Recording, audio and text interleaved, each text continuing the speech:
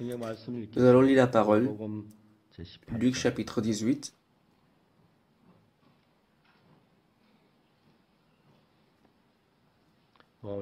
Luc chapitre 18, du verset 9.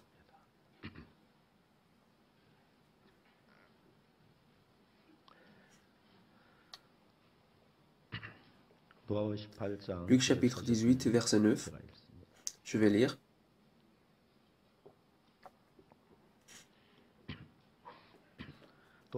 Il dit encore cette parabole en vue de certaines personnes se persuadant qu'elle était juste et ne faisant aucun cas des autres. Deux hommes montèrent au temple pour prier. L'un était pharisien et l'autre publicain. Le pharisien debout priait ainsi en lui-même. Ô Dieu, je te rends grâce de ce que je ne suis pas comme le reste des hommes, qui sont ravisseurs, injustes, adultères, ou même comme ce publicain. Je jeûne 2 fois la semaine, je donne la dîme de tous mes revenus. Et le publicain se tenant à distance n'osait même pas lever les yeux au ciel, mais il se frappait la poitrine en disant « Ô Dieu, sois apaisé envers moi, qui suis un pécheur. » Je vous le dis, celui-ci descendit dans sa maison justifié plutôt que l'autre. Car quiconque se lève sera abaissé, et celui qui s'abaisse sera élevé. Je lis jusqu'ici au verset 14.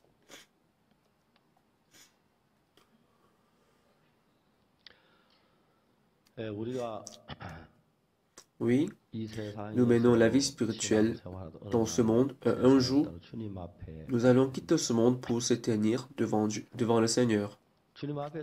Lorsque nous nous tenons devant le Seigneur, ce qui est le plus important, est-ce que je peux me tenir devant le Seigneur? Beaucoup de monde aujourd'hui, j'ai vu beaucoup de monde qui ont quitté ce monde.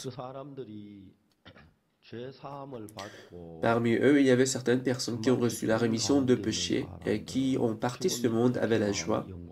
Et pour eux, la mort était quelque chose de très glorieuse. C'est vrai qu'ils laissent leurs enfants et la famille derrière eux, donc c'est une sorte de fardeau pour eux. Mais surtout, au-dessus de cela, ce qui est le plus important pour eux, c'est avoir la rassurance de le salut. Parce que sans avoir la rassurance, en ce moment-là, l'orgueil ne sert à rien. Et leur cœur sera plongé dans la tristesse, la souffrance et l'inquiétude. Lorsque nous nous tenons devant Dieu,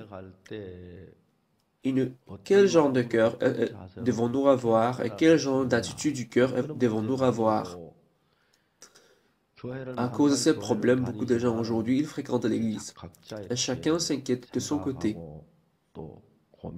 Ils s'inquiètent et ils pensent, ils réfléchissent par rapport à cela. Mais la Bible nous parle exactement de ce genre de choses. En fait, personnellement, je n'ai pas pu comprendre la Bible au départ très bien. Mais en lisant la parole 2 fois, 3 fois, 4 fois, j'ai pu découvrir le cœur de Dieu qui coule dans la parole. Et lorsque je découvre le cœur, la vie spirituelle est devenue très facile. Mais beaucoup de monde aujourd'hui n'arrivent pas à mener la vie spirituelle. Et ils mènent leur vie, ils continuent leur relation, mais sans mener la vie spirituelle. Donc, qui demeure donc dans cet état de l'état spirituel? Ils se disent, moi je n'ai pas la foi, je n'ai pas la vie spirituelle, donc je vais m'efforcer davantage. Je vais mettre plus d'efforts, je vais rester fidèle à Dieu, je vais servir Dieu.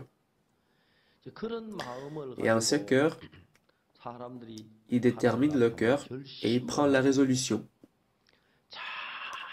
C'est-à-dire, ils font des efforts et ils mettent plus des efforts pour mieux faire. Donc pendant quelques jours, il leur paraît que ça marche très bien. Il leur paraît qu'ils lisent la Bible mieux. Et il leur paraît qu'ils ont plus de grâce qu'avant. Mais au fil du temps, ils se retrouvent dans leur ancien état et leur cœur se retrouve dans leur ancien état. Ah, pour ça marchait, mais pourquoi je me trouve aujourd'hui dans cet état? Et si ils vont se dire, ah oui, c'est vrai, je n'ai pas la foi. Peut-être c'est parce que je n'ai pas mis autant de foi à la foi, c'est autant des efforts.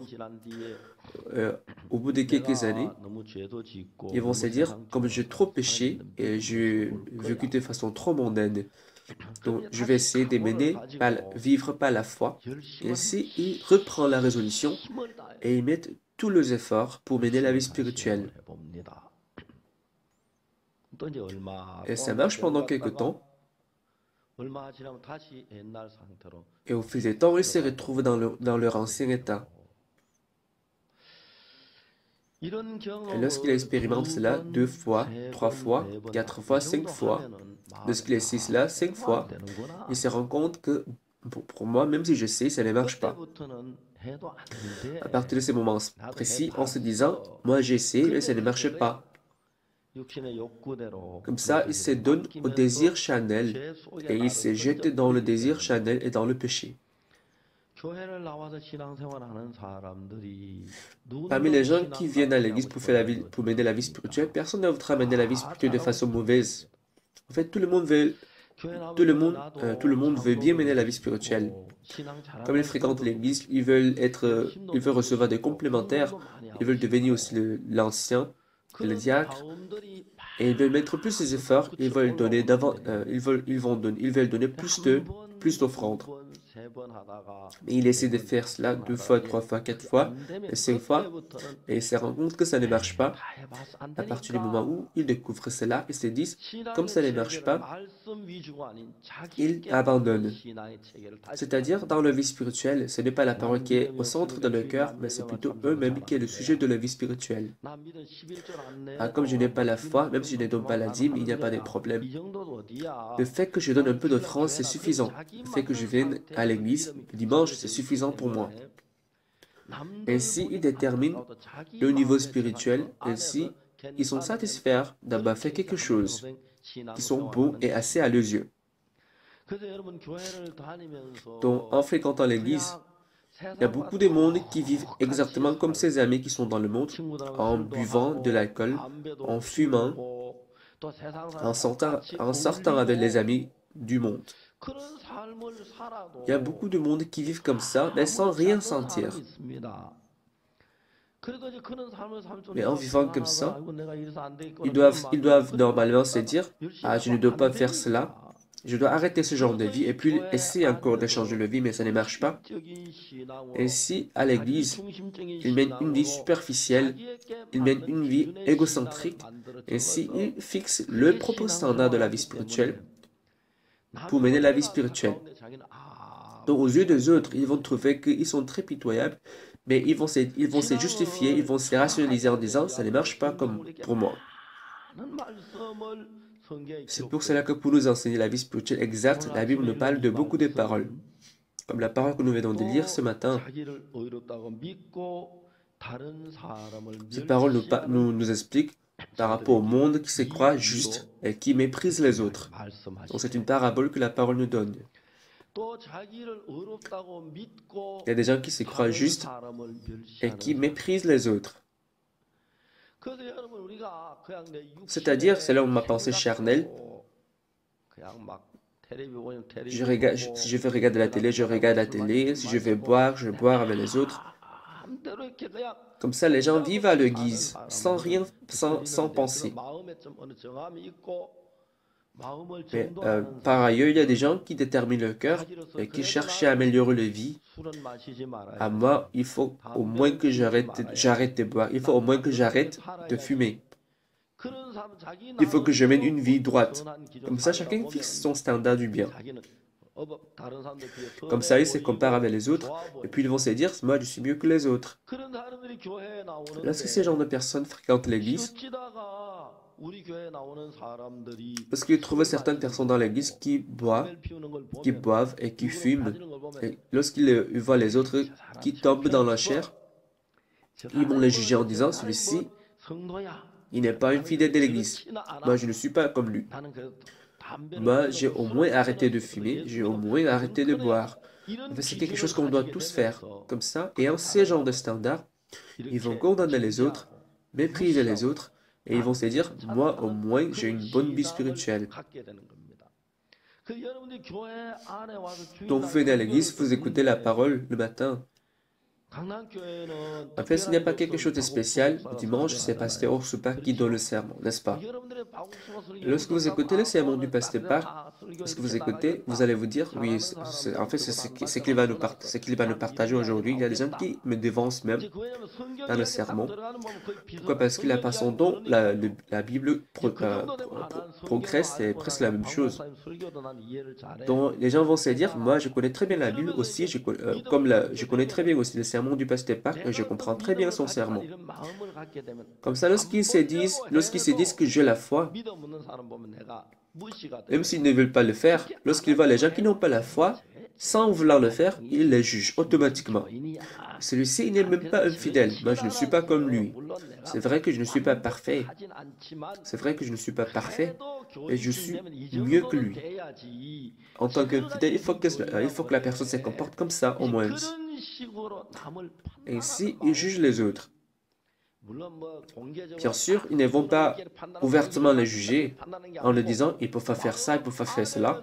Mais dans leur cœur, ils vont les juger. Et dans leur cœur, ces genres de jugements vont s'établir. Comme ça, ils vont se considérer mieux que les autres. Ils vont se dire, pour moi, c'est acceptable. Pour moi, c'est passable.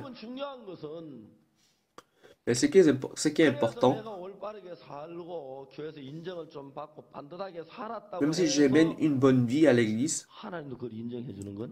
même si je mène une vie morale et respectable, ça ne veut pas dire que Dieu va aussi reconnaître sa vie. Pourquoi? Parce que nous devons lire la Bible, nous devons suivre la Bible. Même l'histoire que nous venons de lire ce matin, celui qui se fait confiance, celui qui se justifie, celui qui se trouve juste et celui qui méprise les autres, il y avait deux personnes qui sont montées au temple pour prier. L'un était pharisien, l'autre était publicain. Le pharisien, il a prié en disant, Éternel Dieu, je te remercie parce que je ne suis pas injuste, je ne suis pas adultère comme les autres.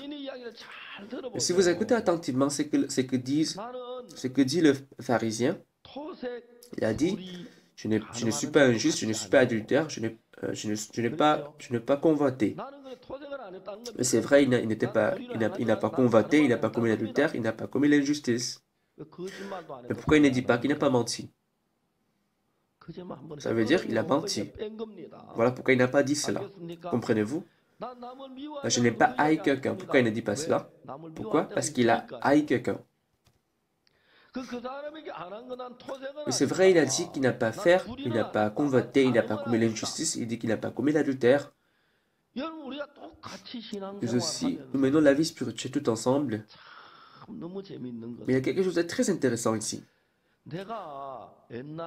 Il y a longtemps, lorsque j'étais encore petit enfant, je fréquentais l'école de dimanche. Il y avait un moniteur dans notre église. Un jour, il nous a dit, ce moniteur, il a acheté un nouveau manteau. Il faisait très froid à l'époque. Il a trouvé un mendiant qui restait assis à côté d'un poteau électrique. Il a eu pitié de lui et il a enlevé son manteau et il lui a donné et puis il a couru.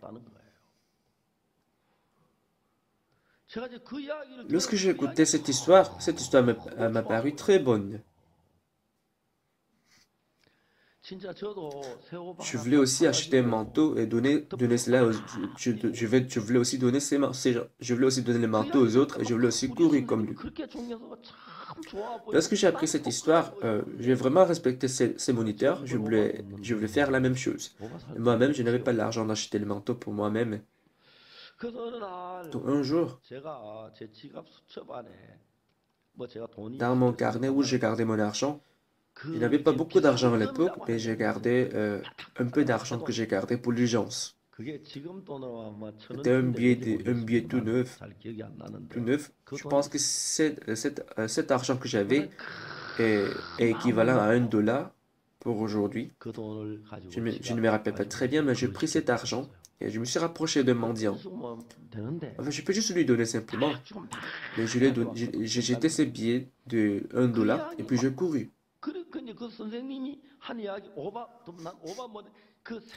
C'est vrai que je n'ai pas pu donner un manteau comme un moniteur, mais j'ai donné quand même $1 Et je couris jusqu'à ce que je ne vois plus les mendiants. Mais lorsque je fais cela, je suis très content d'avoir fait quelque chose de bon. Je me suis dit, oui, j'ai fait quelque chose de bon. Cette histoire, cette mémoire a resté dans mon cœur depuis si longtemps. Je pense que ça fait plus de 60 ans. Jusqu'à aujourd'hui, cette mémoire reste de façon très vive dans mon cœur. Oui, en vivant dans ce monde, un jour, lorsque Dieu il voit le monde, en fait, ce n'est pas une histoire dans la Bible, mais disons, il y avait une dame qui allait en enfer.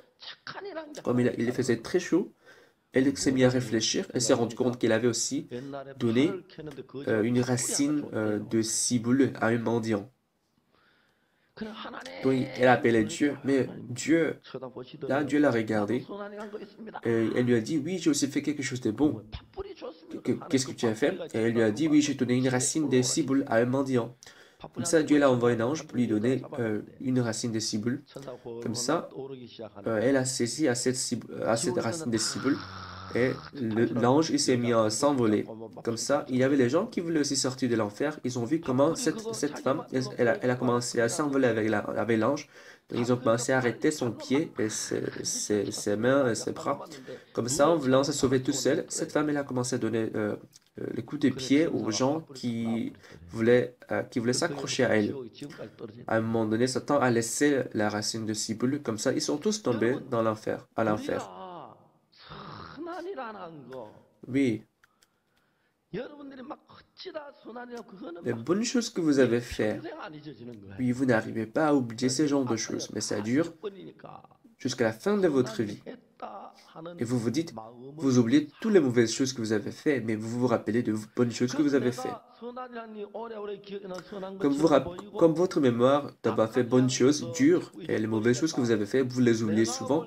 Donc à un moment donné, vous ne vous rappelez que des bonnes choses que vous avez faites. Comme ça, vous vous direz que vous êtes bon. Si vous portez les lunettes bleues, si vous voyez les choses, vous ne verrez que les choses bleues. Et si vous portez les lunettes rouges, si vous voyez les choses, vous ne verrez que les choses rouges. De la même façon, ce pharisien, il s'est dit, il n'a pas fait, il n'a pas convoité, il n'a pas fait, il n'était pas injuste, il n'était pas adultère, il a dit, il jeûne 2 fois par semaine, il dit qu'il donne la dîme. Et celui-ci, il reconnaît qu'il mène une bonne vie spirituelle. Et ce matin, il faut que vous sachiez une chose. Il faut que vous sachiez cela exactement.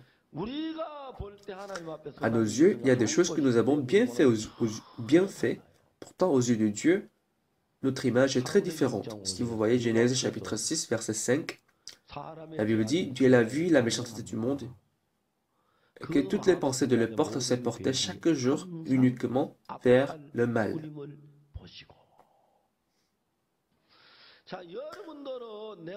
Oui, deux fois, vous vous trouvez bon et mauvais. C'est-à-dire deux fois bon, deux fois mauvais. C'est-à-dire deux fois vous faites des bonnes choses, deux fois vous faites de mauvaises choses. Pourtant, la Bible dit, Dieu il a dit, tout ce qui sort de l'homme, qui est la sémence du péché, tout est mauvais. C'est-à-dire, si je vous donne un exemple, après avoir commis le péché, vous aurez de remords, de conscience. Et si vous donnez de l'argent à l'orphelinat, apparemment c'est très bon. Mais aux yeux de Dieu, il verra la nature péchereuse qui est à nous. Donc tout ce qui est fait par l'homme, Dieu ne peut pas l'accepter. Ce qui est important, c'est que, quelle que soit la bonté que vous avez fait, quel que soit le bien que vous faites dans votre vie, vous ne pourrez pas aller au ciel avec ces biens que vous avez faits. Les gens pensent que Dieu, il a une balance devant lui, dont il mesure les bonnes choses qu'il a fait, les mauvaises choses que les hommes font, et puis il mesure, s'il trouve qu'ils ont fait plus de bonnes choses que les mauvaises choses, les gens pensent que Dieu va les permettre d'aller au ciel. Mais c'est pas comme ça. Ce qui est sûr, c'est qu'aux yeux de Dieu, il ne voit rien de bon dans l'homme. Si vous voyez Somme chapitre 14, la Bible dit, Dieu est la vie du haut des cieux pour voir s'il y a quelqu'un qui fasse le bien. La Bible, tout est égaré, il n'y a personne qui fasse le bien, pas même un seul. C'est-à-dire, même si devant Dieu, vous aidez vos voisins, vos proches, vous pensez avoir fait le bien, mais aux yeux de Dieu, il n'y a rien qui est bon. Il faut que ça soit clair dans votre cœur, comprenez-vous? Vous comprenez? Par exemple,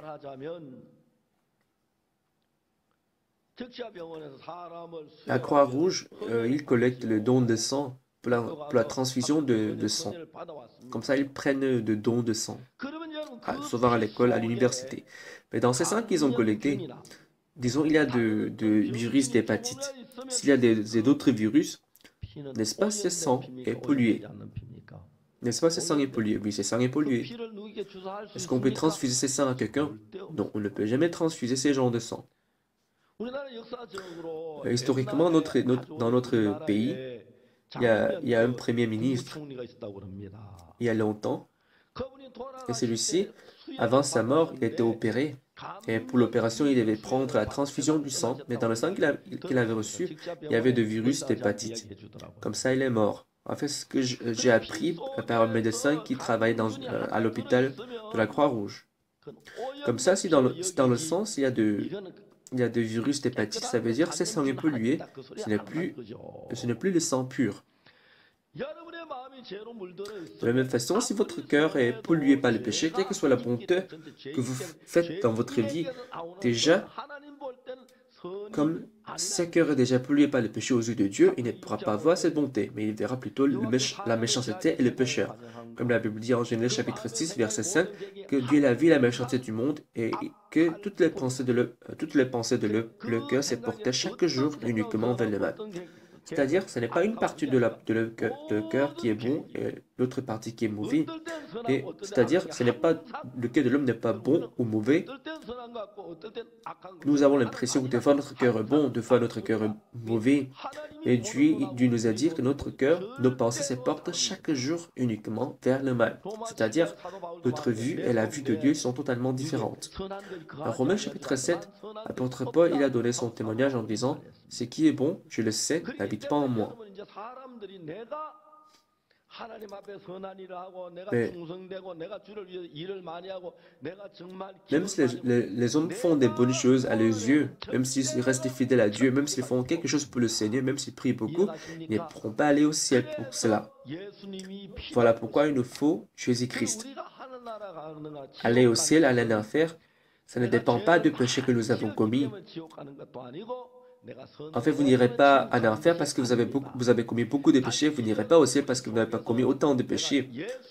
Ce qui est important, c'est que si vous acceptez la justice de Jésus-Christ, la justice de Jésus-Christ est le seul moyen qui peut nous amener au ciel. Et si nous n'avons pas la justice de Jésus-Christ, nous ne pourrons pas aller au ciel et nous allons plutôt tomber en enfer. Voici ce que dit la Bible. Donc, même si vous vous dites que vous avez fait de bonnes choses, même si vous dites que vous avez aidé les pauvres, même si vous avez vécu plus au flanc toute votre vie, même si vous avez servi, vous avez fait le service bénévole pour les lépreux, ces choses que vous avez faites ne pourront pas vous amener au ciel. Parce que c'est Dieu, c'est celui qui a la justice parfaite. Donc, la seule chose qu'il nous faut, c'est la justice de Dieu, justice de Jésus-Christ. Donc, nous devons simplement accepter la justice de Jésus-Christ. Quelle est donc la faute de ces pharisiens ici? Il a dit, je ne suis pas injuste, je ne suis pas convaincu, je ne suis pas adultère, je ne suis pas comme ces publicains, et je jeûne 2 fois par semaine, et je donne la dîme. Je ne suis pas en train de dire que c'est mauvais de jeûner, je ne vous dis pas de ne pas jeûner. C'est bon de jeûner, en fait, et donner la dîme. En fait, je ne vous dis pas de ne pas donner la dîme. Je ne vous dis pas de ne pas donner la dîme. C'est bon de donner la dîme. Mais je suis en train de vous dire que donner la dîme ne peut pas vous amener au ciel. C'est-à-dire, l'acte de jeûner ne peut pas vous amener au ciel. Pourquoi? Parce que toutes ces choses qu'on fait, c'est fait par l'homme. Donc, la seule chose qui peut nous amener au ciel, c'est ce qui vient de Dieu, ce qui vient de Jésus-Christ, dont la justice de Jésus-Christ. Dans Matthieu, la Bible dit, ceux qui me disent Seigneur, Seigneur n'entreront pas dans le royaume des cieux. Le dernier jour, les gens me diront, Seigneur, nous avons prophétisé par ton nom, nous avons chassé les démons par ton nom, nous avons fait beaucoup de miracles par ton nom. Puis, qui ont dit cela? Ils ont dit que c'est nous qui avons fait cela par ton nom. J'ai prophétisé par ton nom, je fais beaucoup de miracles par ton nom, donc par ton nom, je fais ceci, je fais cela. Donc, tout ce que tu as fait par mon nom, comme c'est toi qui l'as fait, ça ne sert à rien. Nous devons simplement accepter ce que Jésus-Christ a fait. Mais ce qu'il nous faut, c'est la justice de Dieu, justice de Jésus-Christ. C'est cela qui peut nous amener au ciel. C'est vrai, le pharisien, il a dit qu'il a donné la dîme, il jeûne 2 fois par semaine. Donc, ce qu'il a dit, c'est que oui, j'ai bien fait. Je ne suis pas injuste, je ne suis pas convaincu, je ne suis pas adultère. Est-ce que ça veut dire qu'il n'a jamais commis le péché? Non. Est-ce que ça veut dire qu'il est plus propre que Dieu? Non. C'est la justice, c'est la grâce de Jésus-Christ qui doit entrer dans notre cœur. Nous allons voir Romains chapitre 3. Après avoir lu Romains chapitre 3, nous allons continuer. Ouvrons la Bible, le Romains chapitre 3.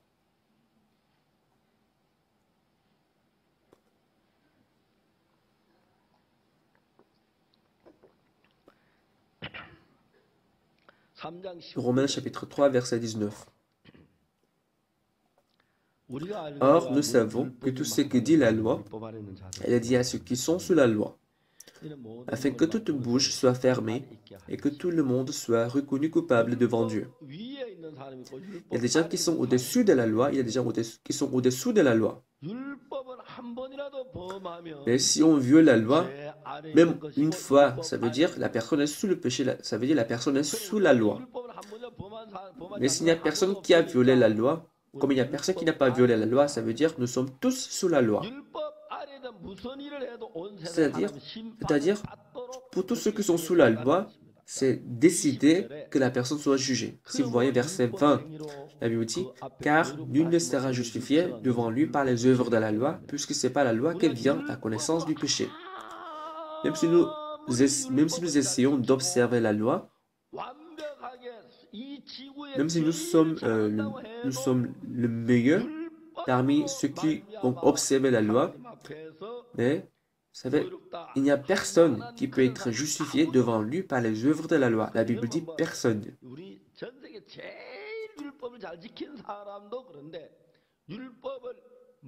Même ceux qui ont bien observé la loi, c'est la même chose pour lui. Maintenant, de plus fortes raisons, nous qui avons violé la loi 1000 fois, 10 000 fois, est-ce que nous pouvons dire que nous sommes justes? Non.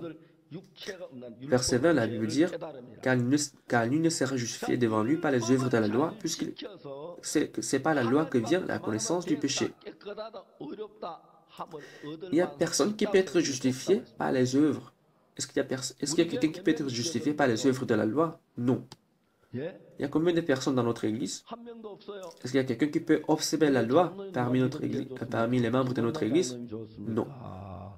Bon, qui a une bonne foi? L'ancien Kim, ou l'ancien Pak, ou l'ancien Ha, ou l'ancien Kim, qui a la bonne foi?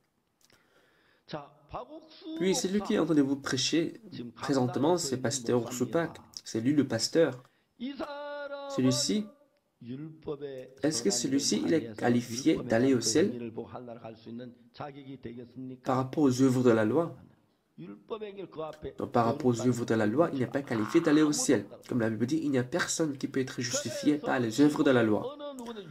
Ça veut dire qu'il n'y a personne sur cette terre qui peut aller au ciel en observant la loi. Il n'y a personne qui peut être purifié par les œuvres de la loi. Pas même un seul. Pas même un seul.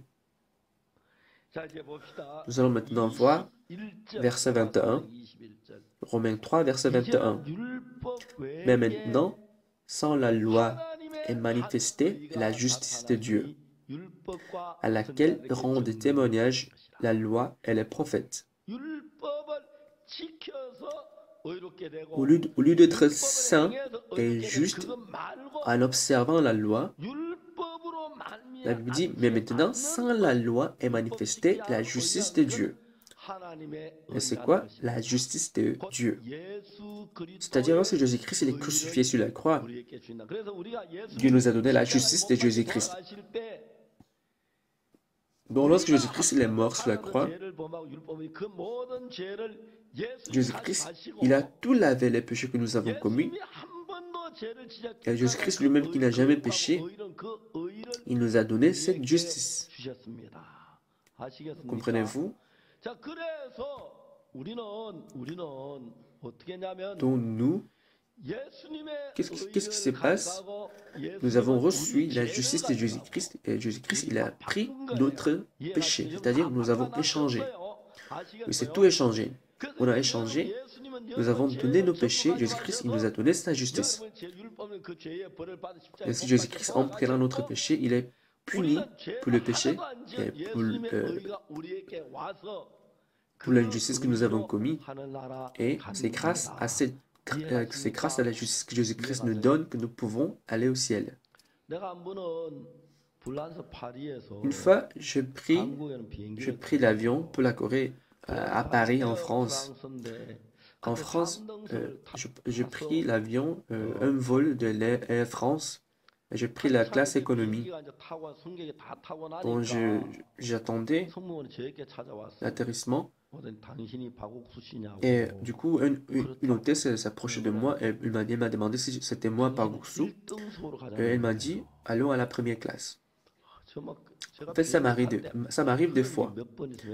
Comme j'utilise souvent le vol, donc le SkyTeam, comme les informations sont partagées, comme Air France, ils font le membre de SkyTeam. Donc, de fois, j'ai ces privilèges. Comme je voyage souvent, j'ai beaucoup d'amis. Donc, je crois que j'ai pris la première classe 1 ou 2, 3, 4 fois. Comme ça, l'hôtesse m'a proposé d'aller à la première classe. Là, je lui ai dit, oui, là, je serai très reconnaissant. En fait, deux fois, j'attends que l'hôtesse m'approche et me dise que je dois aller à la première classe. Donc, deux fois, lorsque j'entre dans l'avion, si je vois que la première classe est vide, en fait, j'attends ces genres d'offres. C'est vrai que ça n'arrive pas tout le temps. En tout cas, la première classe de Air France était très bon. Donc, étant assis, je me suis dit, oui, je vais dormir jusqu'à la Corée. Et comme je n'avais pas mangé, j'ai donc demandé à quelle heure on peut manger. Et le test m'a dit, c'est la première classe. Ça veut dire, je peux manger n'importe quand. Que chaque fois que la personne demande, le client demande, on peut lui donner à manger. Donc, je lui ai donc demandé de m'apporter le déjeuner. Donc, après avoir mangé, le test m'a demandé si je ne voulais pas aller aux toilettes. Et je lui ai demandé pourquoi.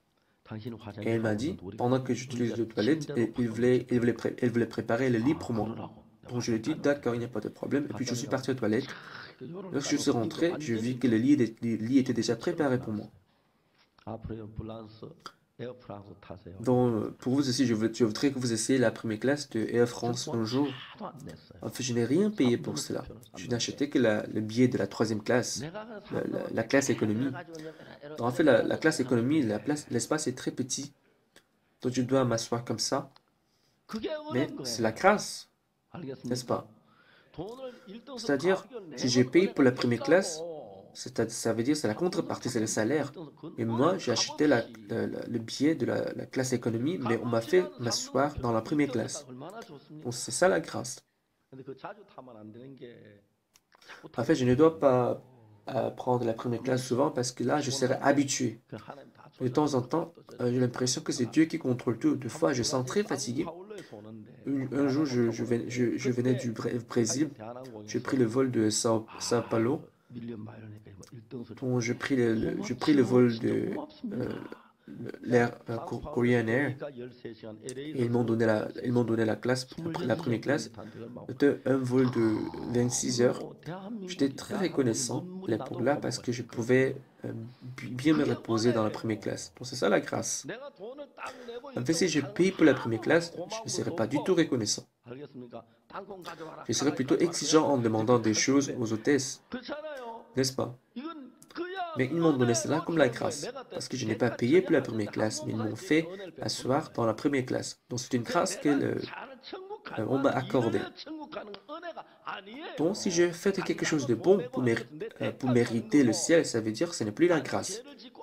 Si je paye bien et si on me donne la contrepartie, ce n'est pas la grâce.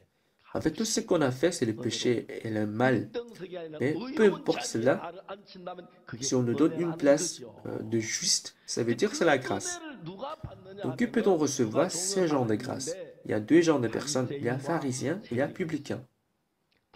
Pharisien, il a dit, me voici, j'ai gêné comme ça, j'ai donné la dîme, je ne suis pas injuste, je ne suis pas adultère, et je ne suis pas convoiteur. Et je suis différent de ces publicains. Celui-ci, il n'est pas quelqu'un qui peut recevoir la grâce. Pourquoi? Parce qu'il était très bon, était compétent, était capable. Donc, si quelqu'un n'arrive pas à mener la vie spirituelle, c'est parce que la personne est très bonne. C'est parce que la personne est très bonne. Vous comprenez? En fait, je ne sais pas si on va peut-être m'accuser en me disant que c'est une secte. Et je suis bon, je suis intelligent, je suis bon. En fait, lorsque les gens entrent à l'école missionnaire pour recevoir la formation pour devenir les ministres de l'évangile,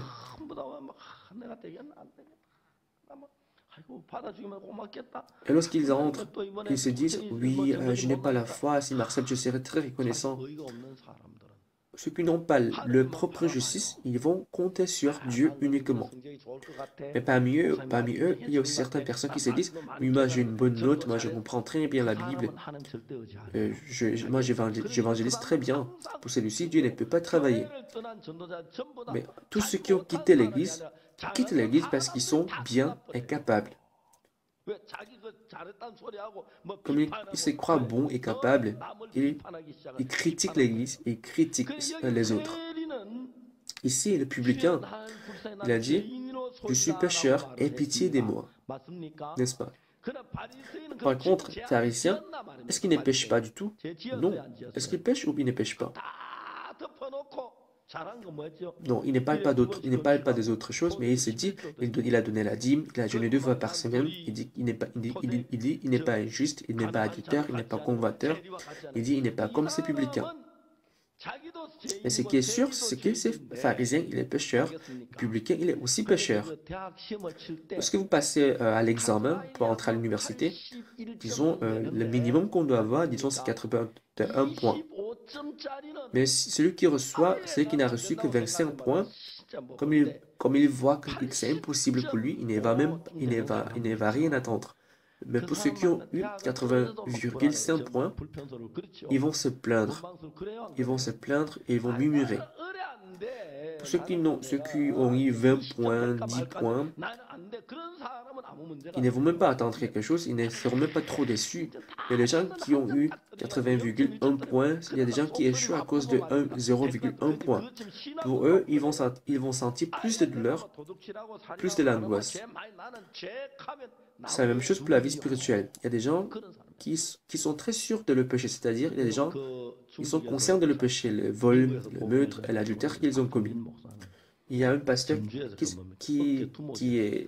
il y a un pasteur qui s'appelle Park Chung-jin. Il était gangster avant qu'il ne reçoive le salut. Un jour, avec son ami, il est parti à l'église et il ne comprenait pas du tout le sermon, donc il s'est mis à dormir. Et après le sermon, le pasteur il a demandé aux gens de se lever la main s'ils ont le péché. Et ce pasteur, il s'est dit, comme il était gangster, il s'est dit, puis moi, j'ai beaucoup de péchés. Il dit qu'il a mangé les chiens des autres. Donc, comme il a cru qu'il avait beaucoup de péchés, il a levé la main. Comme ça, ils sont entrés dans une salle, dans une chambre avec le pasteur. Donc, ils ont causé pendant à peu près 1 heure. En fait, il dit qu'il ne comprenait pas du tout ce que disait le pasteur. Et après 1 heure d'entretien, vers la fin, il s'est rendu compte qu'il n'avait plus de péché. Lorsqu'il est sorti de la chambre, il a vu que on avait éteint la lumière. Il n'y avait personne qui l'attendait. Donc il est sorti de l'église. Il s'est mis à marcher dans la rue de nuit. Il était très content dans son cœur parce qu'il était très content parce qu'il n'avait plus de péchés. Comme celui-ci qui avait beaucoup de péchés, comment dans une nuit il peut être juste? Est-ce que c'est parce qu'il a confessé son péché? Non. Celui-ci, il s'est rendu compte, il a découvert la grâce de la croix de Jésus-Christ. On ne va pas au ciel ou en enfer à cause des péchés que nous avons commis. C'est-à-dire, pour ceux qui échouent l'examen pour l'entrée à l'université, même s'il le manque 0,1 point, même s'il le manque 50 points, ça ne sert à rien. Ce qui est important, c'est qu'ils ont en tout cas échoué. C'est-à-dire, quel que soit la méchanceté, le niveau de la méchanceté, s'ils ne sont pas bons, ils vont tous aller en enfer. C'est-à-dire, ce n'est pas améliorant leur bonté, ce n'est pas améliorant leur état spirituel qu'ils peuvent aller au ciel. Mais ils doivent se rendre compte, ils doivent reconnaître qu'ils sont incapables. Voilà pourquoi on doit s'appuyer sur la justice de Jésus-Christ. Lorsque mon père il est décédé, avant qu'il décède, ce qui a empêché mon père de recevoir Jésus-Christ était quelque bien qu'il a fait. Lors de la guerre civile en Corée, chez nous, il y avait un frère qui s'appelle Chom Yong. J'avais 8 ans à l'époque et celui-ci avait 18 ans. Il avait 10 ans plus que moi. Celui-ci, il est parti à Séoul. Il travaille dans une blanchisserie, mais il est tombé malade, donc il est rentré chez lui, dans son village. À l'époque, on a réussi la bataille d'Incheon. Comme ça, les soldats des communistes n'ont pas pu rentrer en Corée du Nord, donc ils ont resté en Corée du Sud. Mais comme déjà il y avait certaines relations avec les habitants de la Corée du Sud, il y avait des gens qui cachaient les soldats nord-coréens chez eux. Souvent, Chom Yong, il travaillait chez moi, il travaillait au moulin. Et il y avait certaines personnes qui ont averti à la police qu'il y a un soldat nord-coréen chez moi. Et comme ça, comme Chom Yong, il a vécu à Séoul pendant longtemps, il n'avait pas l'accent de la province de Gyeongsang, il avait l'accent de Séoul. Mais à l'époque, tous ceux qui n'avaient pas l'accent de la province de Gyeongsang, on les considérait comme les étrangers. C'est-à-dire qu'on n'arrivait pas à distinguer l'accent nord-coréen et l'accent Séoul. Donc on s'est dit, celui-ci doit être le soldat communiste. Donc on voulait l'attraper, on voulait le tuer. Donc mon père, lorsqu'il a entendu cela, il est sorti à pieds nus. Il a dit aux soldats que, mais qu'est-ce que vous êtes en train de faire? Celui-ci, il s'appelle Chom Yong. Il s'appelle Chom Yong parce qu'il a une tache sur son dos. Et celui-ci, il est parti à Séoul à l'âge de 12 ans. Il travaille dans une blanchisserie. Comme il est tombé malade, il est rentré dans son village ici. Et celui-ci n'est pas un soldat nord-coréen, mais il est ici, il est habitant, il est l'un de nous. Comme ça. Et ici, il a sauvé Chom Yong. En fait, s'il n'avait pas fait ça, il serait mort. Comme ça, mon père, il a sauvé beaucoup de gens qui devaient mourir. Donc mon père, il était très bon. Un jour, je dis à mon père qu'il devait croire en Jésus-Christ. Et mon père, il m'a dit, non, ne t'inquiète pas. Je lui ai dit, mais pourquoi? Et il m'a dit, moi, je peux aller au ciel. Je lui ai demandé pourquoi il peut aller au ciel. Il m'a dit, moi, j'ai fait beaucoup de bonnes choses. Si je me tiens devant Dieu, il va me demander si j'ai fait des bonnes choses. Moi, je vais lui dire que je sauvé beaucoup de monde. Je vais lui dire que je fais beaucoup de bonnes choses. Et si Dieu me demande quel genre de bonnes choses, et je vais lui expliquer que ce que je fais, c'est que je sauvais des gens qui devaient mourir. Moi, je sauvais beaucoup de monde qui devait mourir. Comme ça, si je lui explique cela, Dieu va me faire entrer au ciel. Comme ça, mon père, il s'accrochait à cette justice. Il ne croyait pas en Jésus-Christ. Mais un jour, mon père, il a vomi le sang à cause de l'ulcère de l'estomac. Lorsqu'il s'est tenu devant la mort, il n'avait plus de l'assurance. Donc je lui ai donc dit, oui père, comme tu m'as demandé, je vais organiser le deuil. Comme ça, on va gérer ton corps, mais qu'est-ce qui va se passer à ton âme? À ce moment-là, mon père, il m'a dit, moi, je vais aller au ciel. C'est trop tard. Je n'ai rien fait pour mériter. le ciel. Et dans son cas, il s'est rendu compte qu'avoir sauvé beaucoup de monde n'était pas assez, n'était pas suffisant pour lui d'aller au ciel. Mais ce qui est très important, c'est que mon père, il a reçu le salut et il est parti au ciel.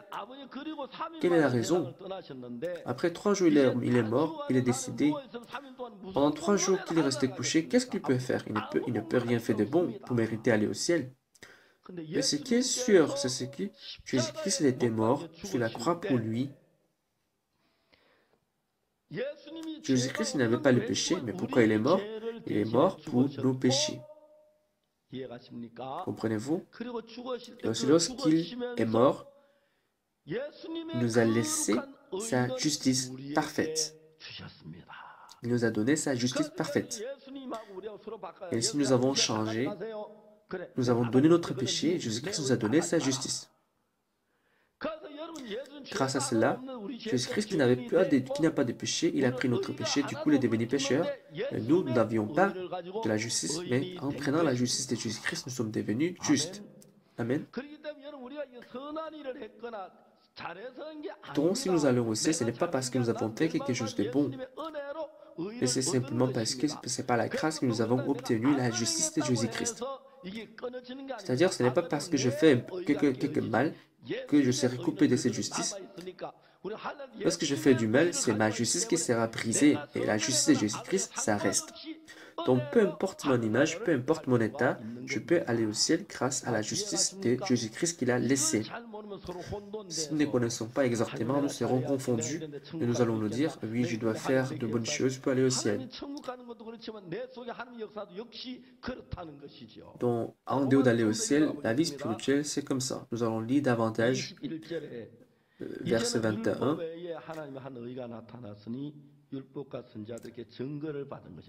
Verset 21.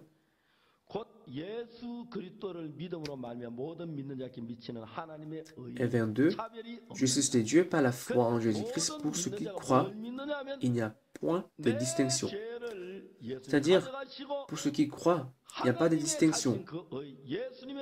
Jésus-Christ, il a pris le péché. Et Jésus-Christ, il nous a laissé sa justice. Donc nous devons simplement croire à cela. Comprenez-vous?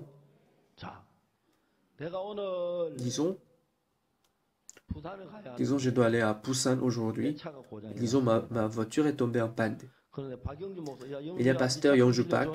Park Yongju, je lui demande, oui, prête-moi ta voiture, je vais aller à Busan. En fait, j'ai dit souvent, je ne l'appelle pas pasteur Park Yongju, mais je l'appelle Yongju simplement parce qu'il est mon neveu. Lorsqu'on est entre deux, comme il est mon neveu, je l'appelle juste Yongju. Il est mon neveu. Vous voyez? Donc il a une relation. Il a une relation. Comme c'est moi, son oncle. Bon, c'était juste une plaisanterie. Donc si je prends la voiture de pasteur Yongju Park, même si ma voiture est tombée en panne, même si ma voiture ne se démarre pas, même si ma voiture est crevée, ce n'est aucun problème, ça ne pose aucun problème parce que je prends la voiture de pasteur Park Yongju. Donc tant que je prends la voiture de pasteur Park Yongju, même si ma voiture est tombée en panne, ça ne me pose pas de problème.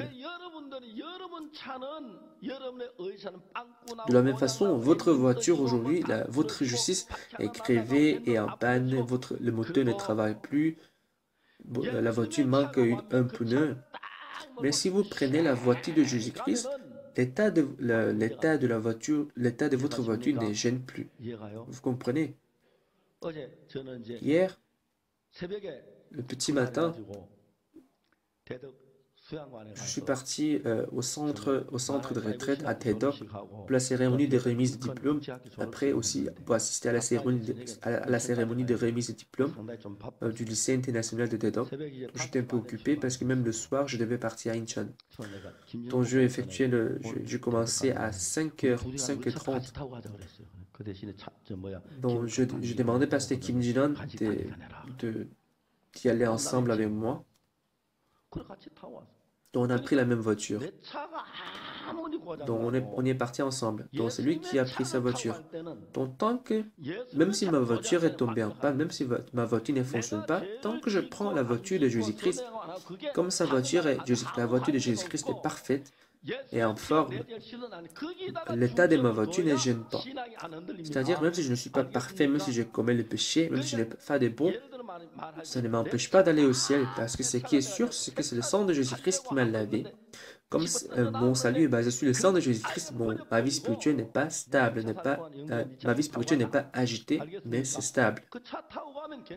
C'est-à-dire, tant qu'on prend la voiture de Jésus-Christ, il n'y a plus de problème. Donc ma justice est comme une voiture en panne, une voiture qui manque un pneu, une rue dont les vitres sont tous cassées et le volant ne tourne pas très bien. C'est ça ma voiture. Et la voiture de Jésus-Christ est comme Rolls-Royce, une belle voiture. C'est-à-dire, tant que je prends la voiture de Jésus-Christ, le fait que ma voiture est tombée en panne, ça ne me pose aucun problème. Même si ma voiture ne démarre pas, il n'y a aucun problème tant que je prends la voiture de Jésus-Christ. De la même façon, nous ne réparons pas notre voiture pour aller au ciel. Notre vie spirituelle, ce n'est pas améliorer notre voiture, mais laisser tomber notre voiture, mais prendre la voiture de Jésus-Christ. C'est-à-dire, nous devons accepter la justice de Jésus-Christ. Nous devons abandonner notre justice. En fait, lorsque vous étiez inconscient de cela, Dieu, il a envoyé son Fils unique, il a condamné tout le péché à Jésus-Christ. Et Jésus-Christ n'a même pas demandé, il ne nous a même pas demandé s'il peut laver nos péchés, mais il a pris tous nos péchés, il a lavé tous nos péchés. Donc la seule chose qu'il nous demande, c'est croire à cela. Pouvez-vous dire Amen? Qu'est-ce qu'on doit croire? Qu'est-ce qu'on doit croire? On doit croire que Jésus-Christ nous a justifiés. Donc verset 22. Verset 22, justice de Dieu par la foi en Jésus-Christ pour ceux qui croient. Il n'y a point de distinction. Donc il n'y a plus de distinction parce que c'est la viande de Jésus-Christ, c'est la viande de Dieu. Donc c'est le plus juste, comme c'est la justice de Jésus-Christ. Donc comme c'est la justice de Jésus-Christ, il n'y a pas de distinction. Verset 23, tout homme a péché et sont déchus, sont tombés de la gloire de Dieu. Verset 24, et ils sont gratuitement justifiés par sa grâce par le moyen de la rédemption qui est en Jésus-Christ. Comme ça, nous n'avons rien fait, mais par la grâce, Dieu nous a gratuitement justifiés et Dieu nous a déclarés justes. Oui, n'écoutez pas d'autre chose, mais écoutez juste un seul mot, que c'est Dieu qui m'a justifié. Vous comprenez? Vous comprenez? Oui, Dieu il a dit que Dieu l'a justifié, frère Kim. Puis Dieu l'a dit que Dieu l'a purifié, la sœur Lee. Puis frère Park, il a beaucoup de problèmes, mais Dieu dit qu'il a justifié. Puis la sœur Kim, il fait beaucoup de mauvaises choses, il ne fait que mentir, il ne fait que critiquer l'Église, mais toujours Dieu l'a justifié.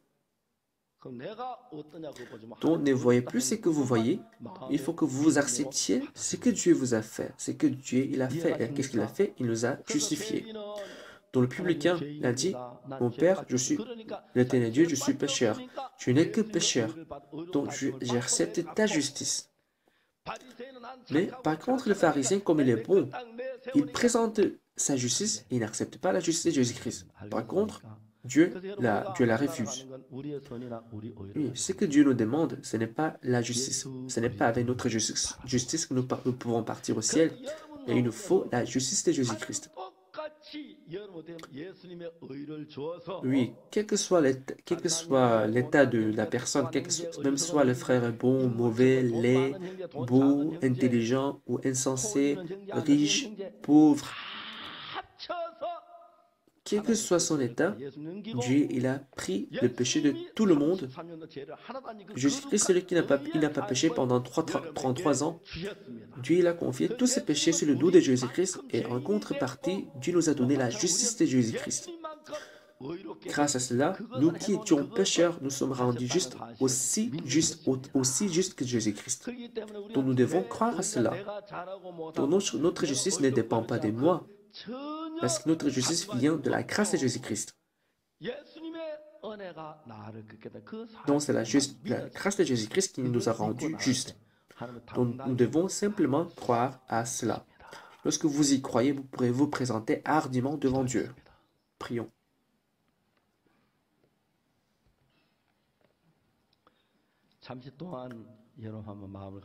Nous aurons le temps de réfléchir un peu avant des prières devant Dieu. Éternel Dieu, tu nous as sauvés gratuitement. Tu nous as justifiés. Tu nous as rendus justes. Tu as lavé tous nos péchés comme la neige. Moi qui suis sale et souillé, c'est toi qui nous as rendus justes et parfaits. Nous allons prier pendant quelques instants.